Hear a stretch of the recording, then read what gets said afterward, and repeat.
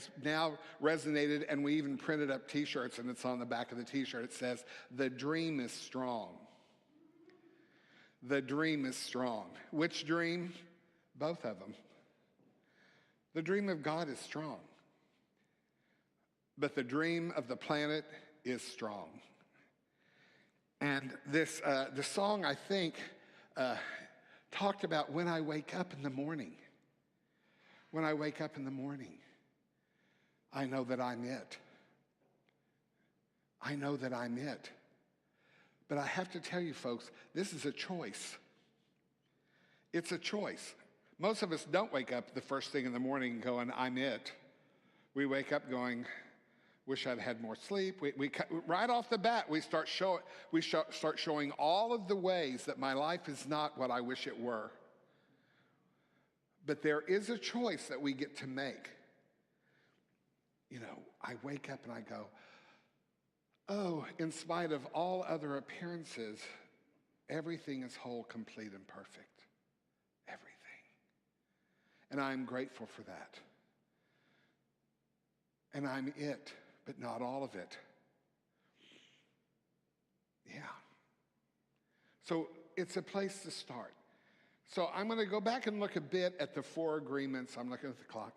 I'm going to go back and talk a little bit about the 4 agreements, but I'm going to talk about it from this standpoint of God dreaming, and less about here's the to-do list, and more about God dreaming and how the 4 agreements is a way for us to look at the dream of God, right?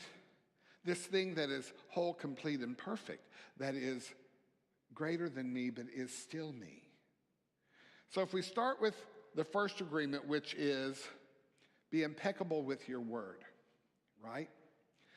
Now, when he says be impeccable with your word, he's not just talking about the things you say, although he most definitely is, but he's also talking about the things you think, the things you believe, the things that you let influence you into your highest and best self, your highest and best life.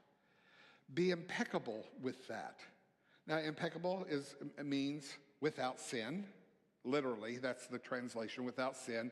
Sin not being something that I did that's going to damn me to hell, but sin meaning a mistake I made that I would want to rethink, right?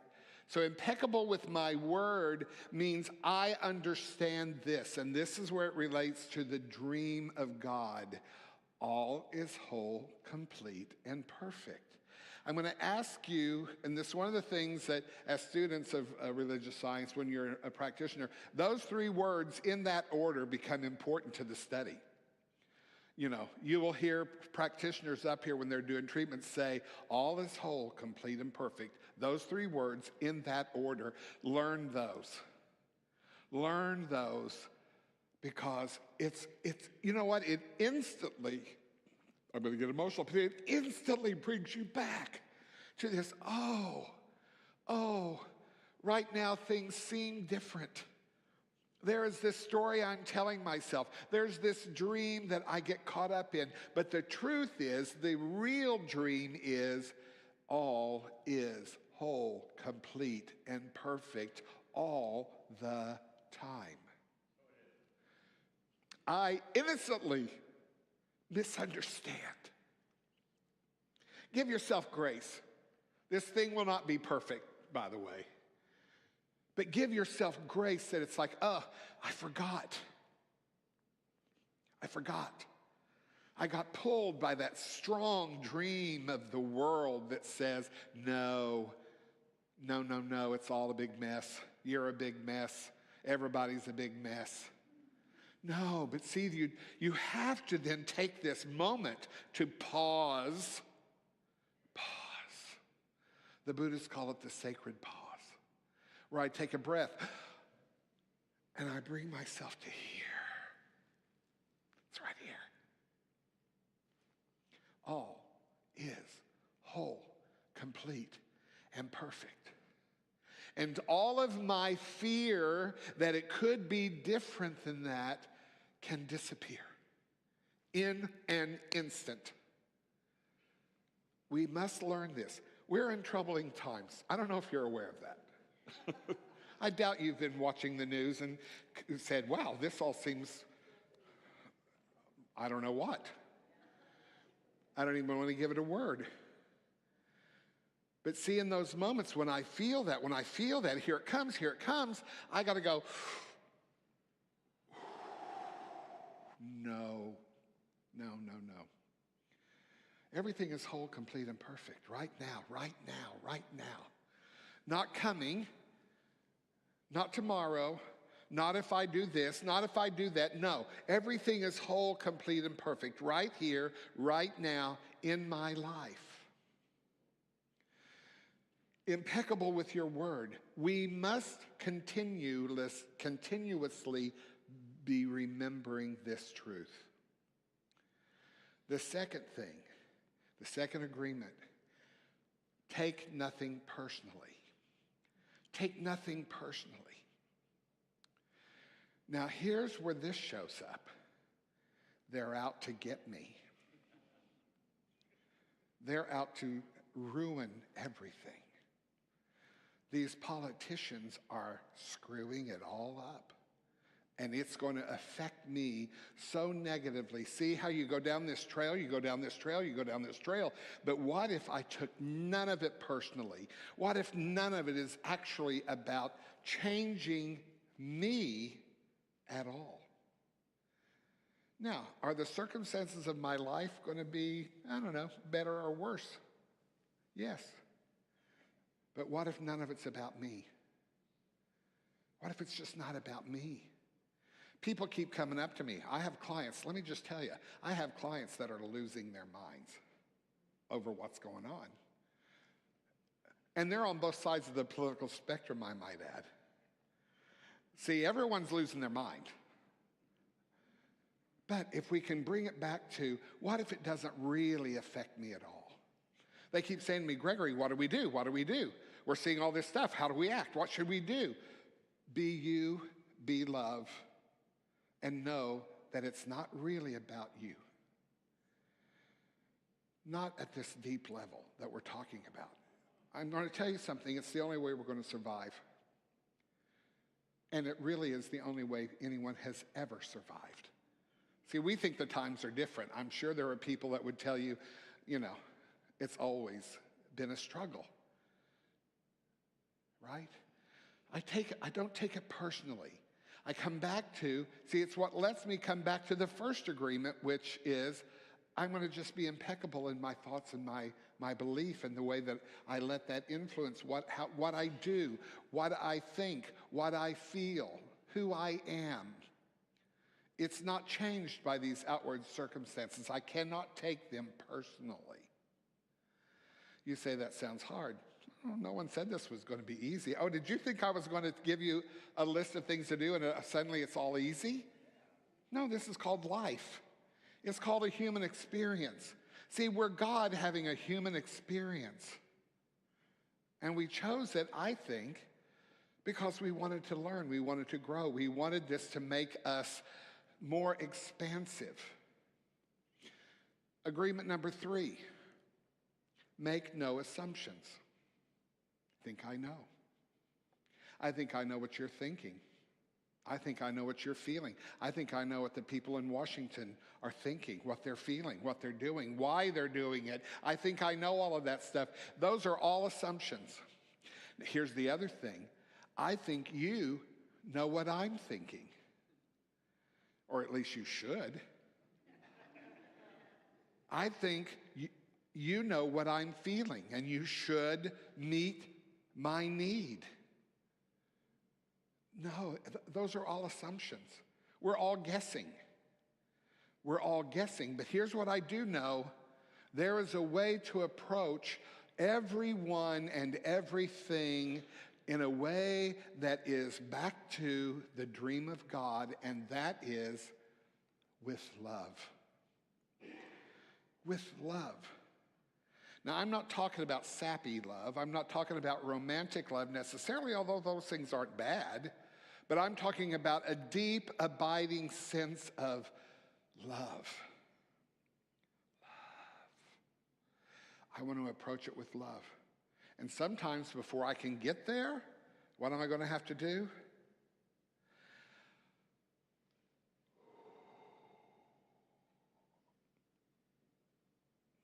Oh, that's what love would do now. That's what love would feel now. That's what love would think now. It's different than what I thought 2 seconds ago. Because, see, I want to come from fear because that's this natural state of the dream of the planet, the dream of the world. It's fear. And when I'm in that place of fear, the assumptions that I make are going to be based on my ego need to be safe, to be right, to win, to be seen as. And so when I take that breath and I come in and I get centered and I find that part of me that is God, that's when I can go, oh, yeah, what if I don't need any of that? What if I don't need any of that? What if instead of assuming I know, I actually ask from a place of compassion and a place of seeking truth instead of what would make me feel less fearful? Truth. Make no assumptions. Do you know what a relief that is? Have you experienced that? I hope you have. But to come to that place of going, what if I don't have to know? What if I don't have to assume? What if I can just show up as love, knowing that all is whole, complete, and perfect? Not taking any of it personally. Oh, the dream of God. Look how lovely that is. Now let me say one other thing, though, real quick. Love is not passive. See, if you're not careful, you're going to hear me, and if I'm not careful, I'm going to actually say it, and then you're going to hear it, that I'm saying take no action, take no position, don't do anything. No. But the things we do, think, feel, say, have to come from this place of love that is higher and greater than the dream we are living on our own. Yeah. The fourth agreement, always do your best. Always do your best.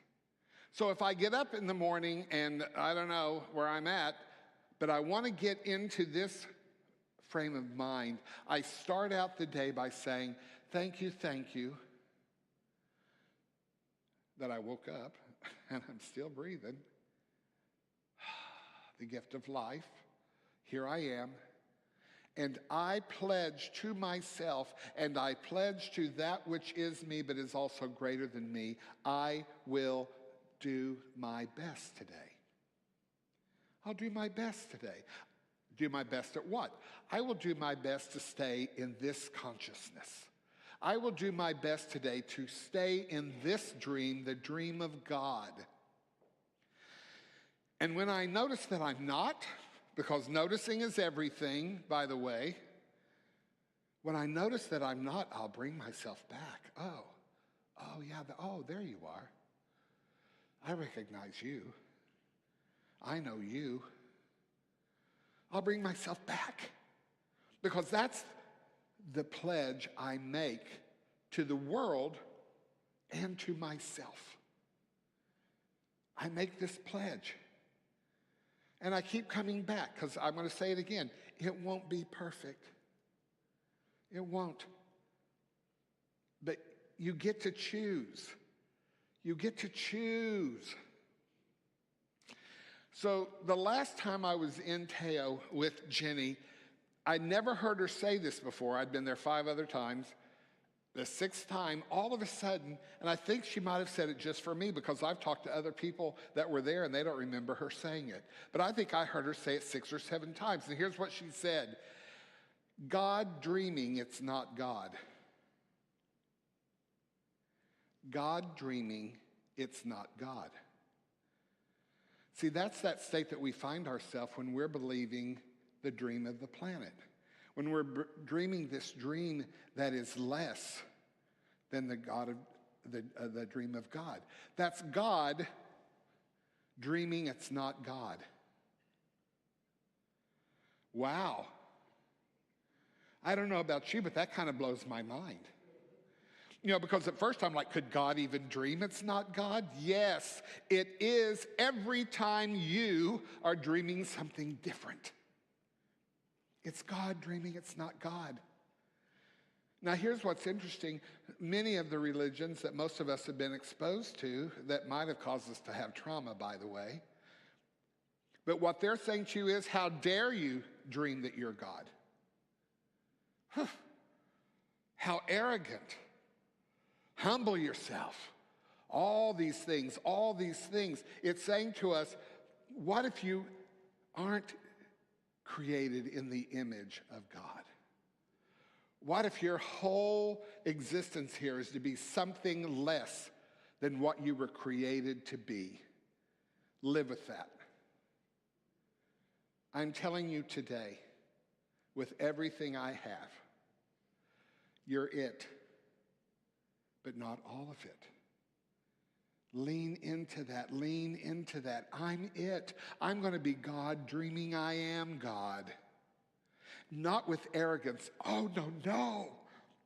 No, with utter humility.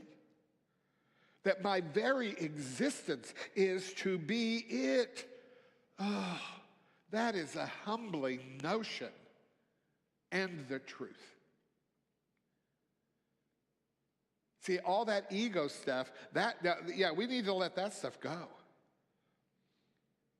That's pride. That's all these arrogant things. See, there's a great difference between arrogance and this humble sense that, oh no, I'm it. Everything I do, everything I say, everything I feel, every time I show up, I come in as this gift to myself first and then to others.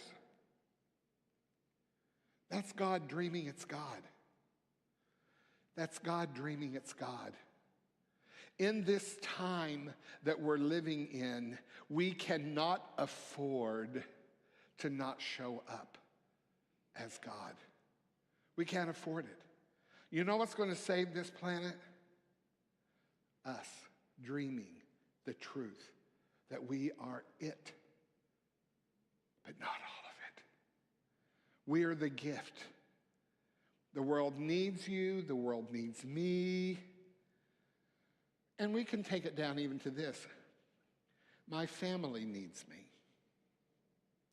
My workplace needs me. My city needs me.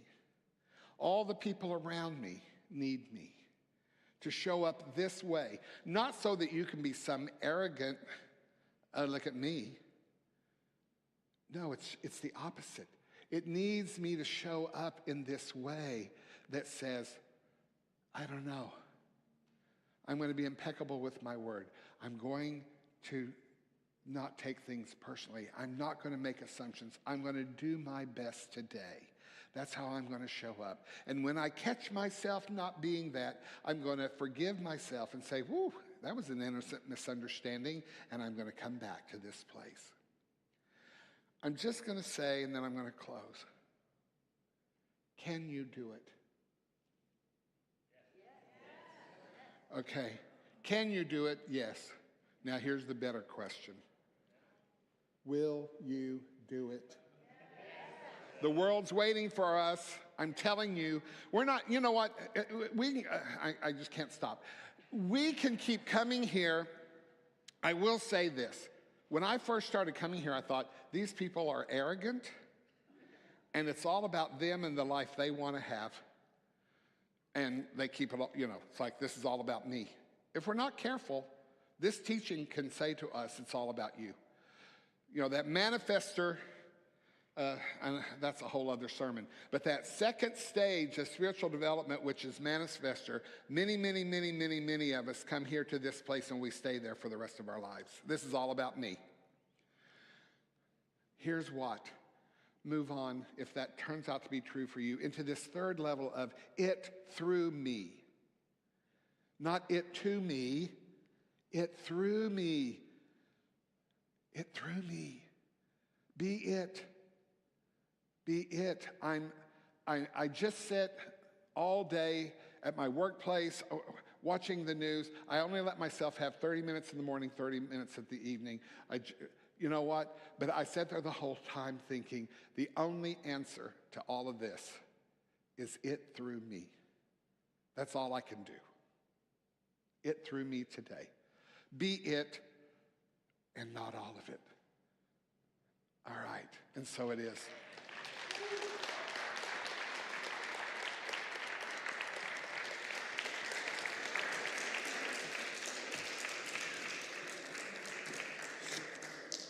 Thank you, Gregory. So now is the time to give back to what serves us. If something has touched your heart today, there's many ways that you can share your gift of love with us. You can put your gift in an offering plate that will be coming around, or you could use a credit card in our bookstore, or you could find a document with a QR code at the desk in the lobby. So I'm going to ask our ushers, Jacqueline Corella and Katie Griffith, to come on down. I want to thank you for your gift of volunteering today. And I would also like to tell our online viewers that you can make a contribution using the link in the description below.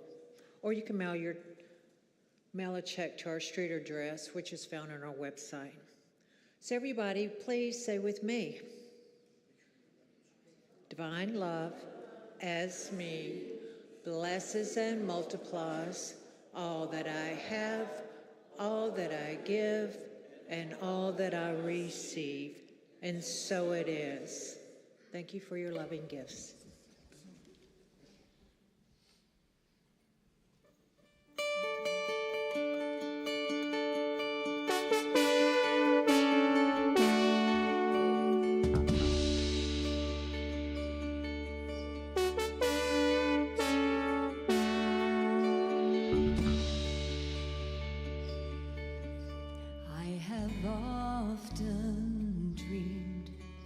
Of a far-off place where a hero's welcome be waiting for me, where the crowds will cheer when they see my face, and a voice keeps saying, this is where I'm meant to be.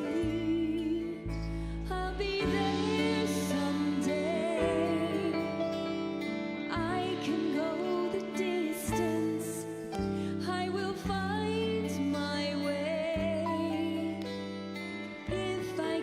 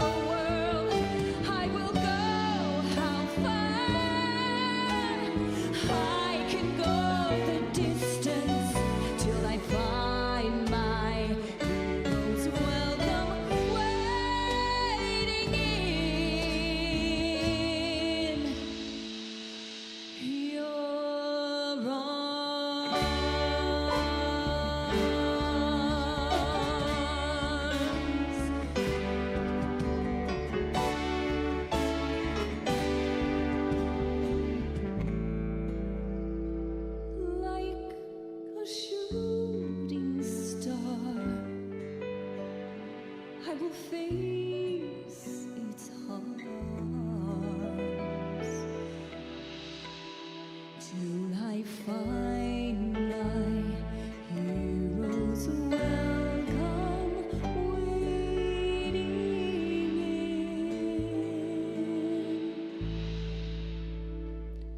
in your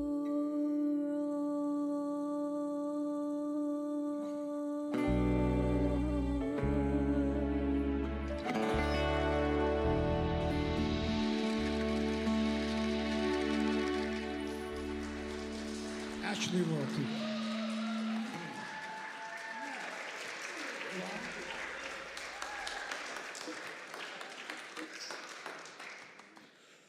Thank you, Ashley.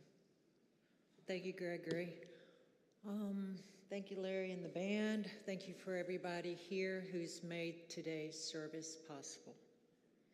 I have a few announcements before we close the service today.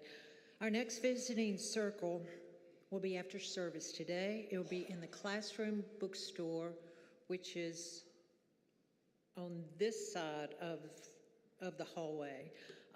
CSLN and Unity will host a joint event addressing human trafficking awareness on Sunday, March the 2nd.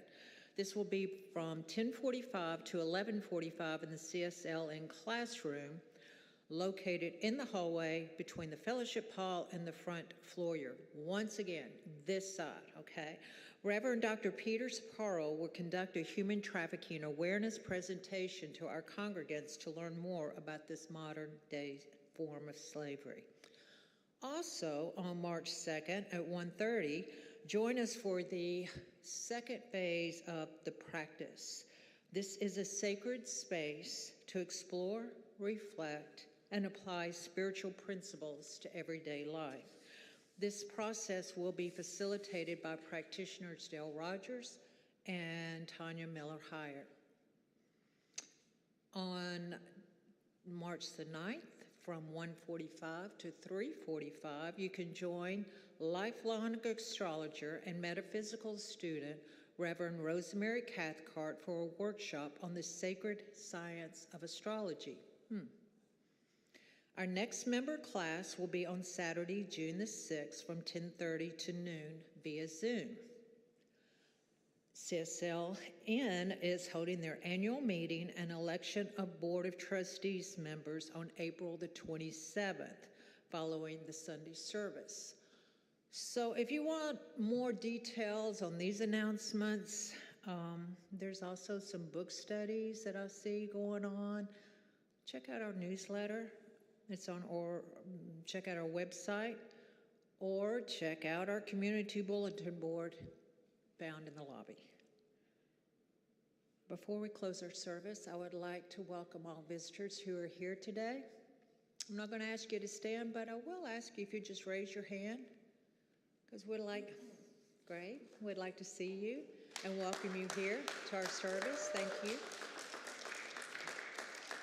I'm also going to ask that y'all and everybody else join us in the fellowship hall so we can get to know you.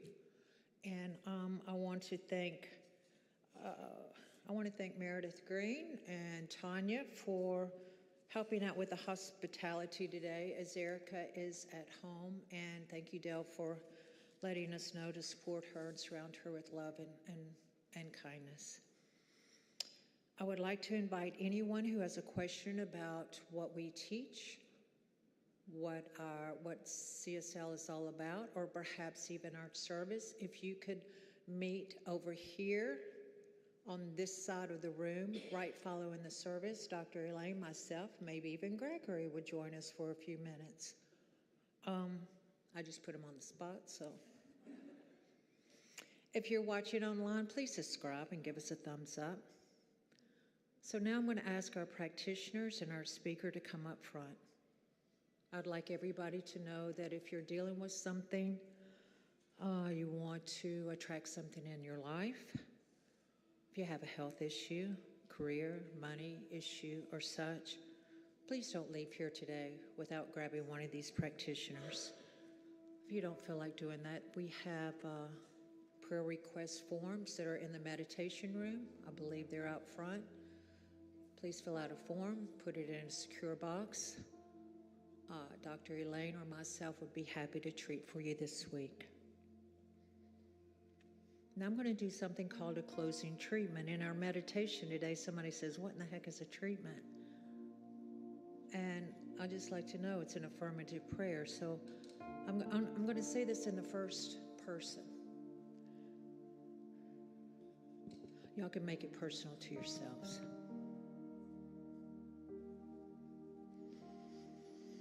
So God, the one source and substance of all things, is a giver of good. For God is good, and God is love. I am one with this love, even when I don't know it. For God is always present, and I am one with it. So what is true of God is also true of who and what I am. It's up to me to find my own peace, and it's up to me to live life in unity with the One. I do this by choosing love.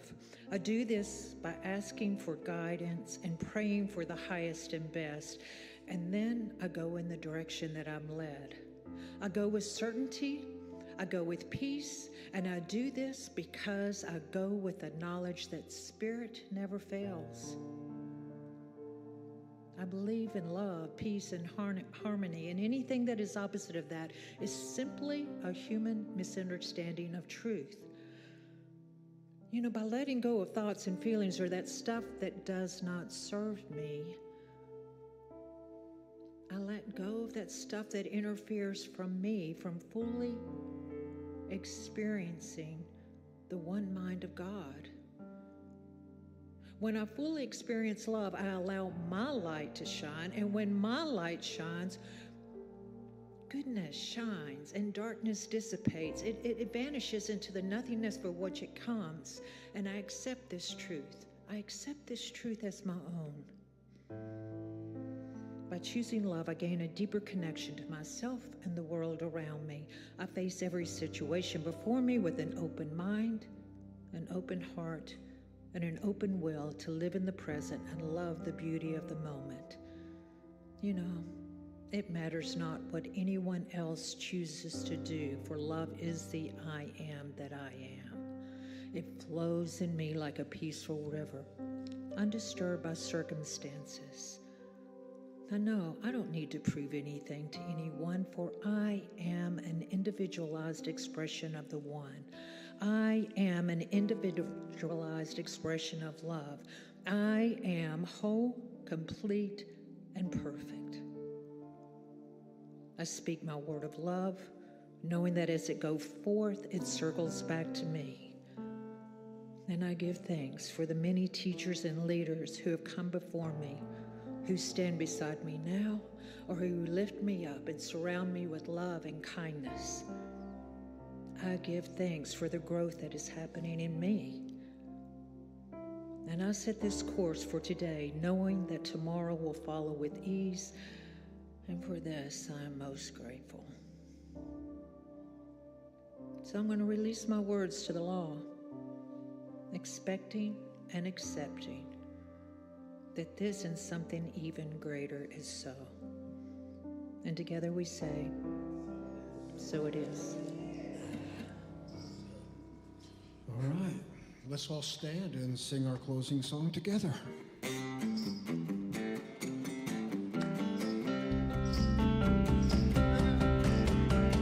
Take up the saddle, man, give a helping hand, put a little love in your heart.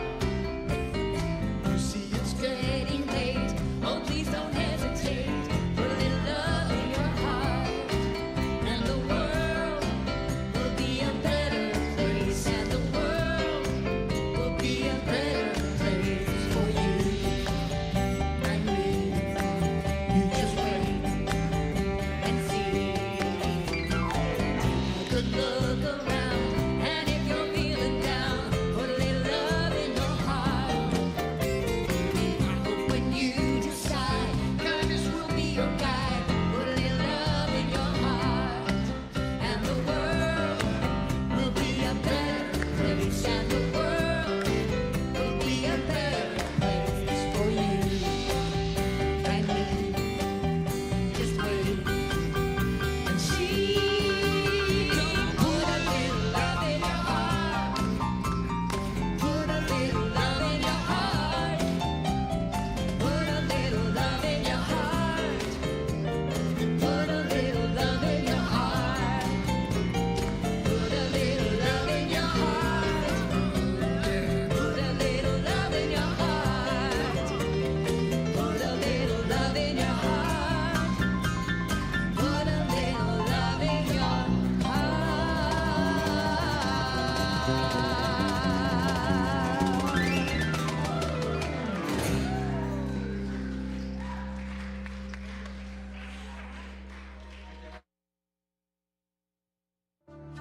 This program is a service of the Center for Spiritual Living Nashville. May your life be filled with joy and prosperity in every way.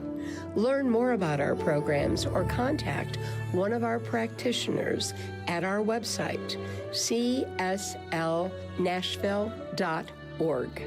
You may also want to follow us on Facebook at CSLNASH.